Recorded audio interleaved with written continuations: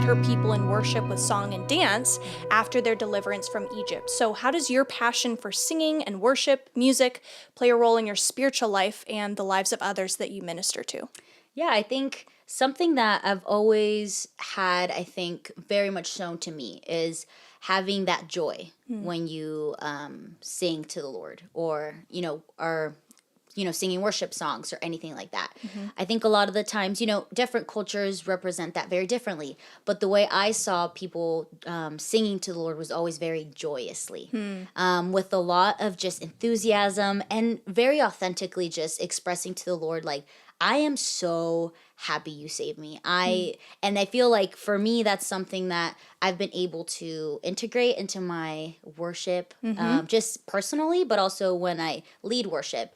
I think that I've also, as I've grown in my faith, I've been able to realize that worship is very much so multifaceted to the point where it's not always about being happy. It's about being authentic. And I think that's something I've had to learn, because it was easy to always put on a smile as I would lead worship, but I needed to really connect with what the worship lyrics were saying and what I was singing, and make it an actual prayer to the Lord instead of just a song. Yeah. And I think that as I grew in my faith, but also kept singing and leading worship, it really impacted me greatly to like every word that's on there, whether it's a prayer for the congregation, whether it's a prayer for my life to the Lord, it has to be real. It has to be from an authentic place of mine. It can't just be a moment in time where I pause everything else and then just pretend. It has to be so real, because that is how you lead people in worship.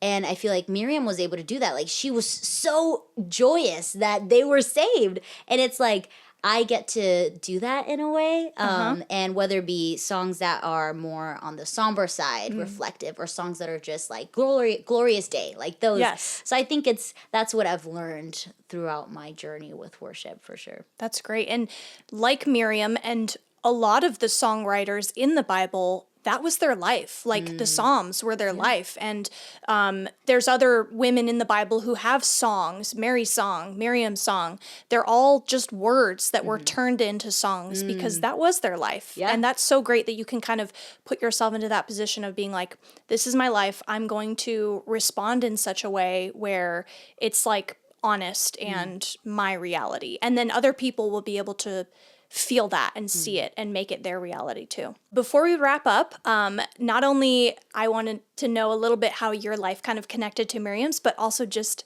allowing people to get to know you a little bit more personally. So I'm going to ask you a few more questions so that they can get to know you. Like I mentioned before, we bonded over our love for food. We, like so many times we began our lunch by just talking about food and the foods that we love. So why do you think that food is something that brings people together? And what is a favorite food dish that you like to share with friends or make for them? Yeah, I think I always used to think of this because I wrote a paper on it in college, but I would always say, oh, it's the flavors and the different things you can introduce to people too. But the more I kind of would think about it, I actually was like realizing that the reason why food is such a bond and really allows people to connect is because in order to eat food, you have to sit with somebody. You have to be in the moment with them, enjoying something together. But when you're done eating food, you don't just stand up and leave. It's a conversation that started. It's very much moments of intimacy, moments of authenticity, moments of just being with a friend, being with a spouse, being with somebody. But it becomes just this fun time of being together. So the food is a bonus, but it's really just being together, and I think that's something that I've really loved to do, is spend time with people, but then also enjoying the food. And I think one of the most delicious things, so growing up, we would always eat tacos because I lived in Mexico.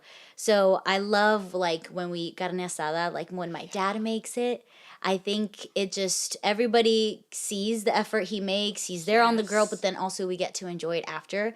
And it's just, I love when I get to invite people into that. And the more that like my dad has been doing it for people because he cooks in different instances, it's nice because then they get to know a little piece of my family, because that's what we grew up with. That's what we see. So I would say definitely that, inviting my friends to that, and those like carne asadas that we have, or like special celebrations, that tends to be what we eat.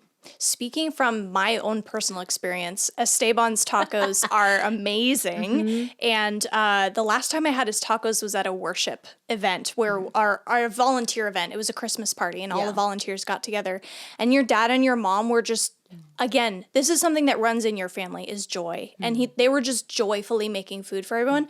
I'm not a joyful cook. I would say that cooking does not bring me joy necessarily, but as someone who married into a Hispanic family, like that's just something I see from that culture is that food is joy. And that's what I loved seeing with your family. And I can confirm that the tacos are incredible. Yes, they are. Okay, so next question is, has there been a Bible verse or a worship song that has been impacting you in this current season of life that you're going through? Yeah, I think, so I've recently gone through so many transitions in life. I got married. I stepped into that role of being a wife. Yeah. My husband and I are now, being a part of a middle school ministry and loving on middle school kids. We moved houses a few times, just so many transitions in life. Yeah. And it was very amazing for me. As soon as I left, a big part of my old life, which was being with my family, being in a community, all of that. I remember a song that really just reminds me of God's faithfulness is The Blessing.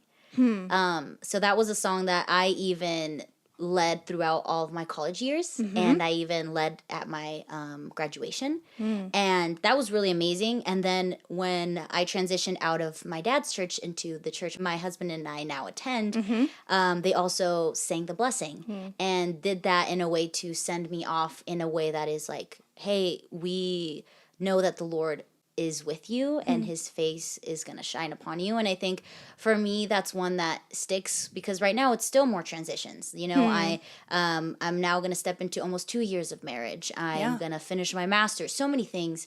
And when I hear The Blessing, it reminds me that God is going to be faithful to me, to my children, to their children. Like it will go on forever. And as I grow older, I just see that truth so much more palpable in my life.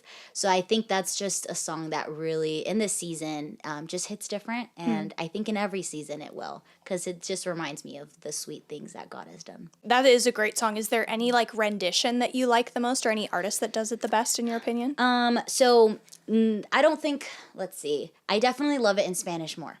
Okay. So in college, I didn't attend a college that was like Spanish, speaking in that sense. There was a lot of Latinos there, but I stepped into the college worship teams, and an amazing leader that, mentored my husband, and now him and his wife mentor us. His name is Michael Angulo. He loved Spanish worship, and he's like, Adelie, The Blessing, but in Spanish. So I would lead The Blessing in Spanish to a congregation and of just college students that didn't all speak Spanish. Okay. But you could still see the Holy Spirit move, even if it's not their language. They know what is being sung because the Holy Spirit isn't like when we get to heaven. It's not going to be one language. It's literally it's going to be so different to what we think it is. Yeah. So I think for me, just The Blessing in Spanish.